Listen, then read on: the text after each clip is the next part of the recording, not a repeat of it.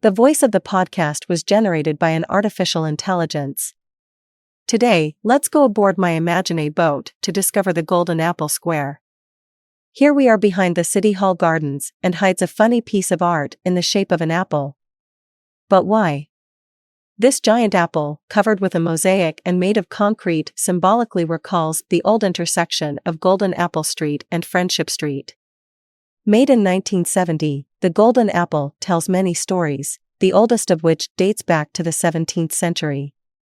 Indeed, the name of the Golden Apple would take its origin from a sign of the same name, dating back to 1650. If you haven't done so yet, I invite you to listen to my podcast entitled The History of the Disappeared District, which discusses the history of the Golden Apple District.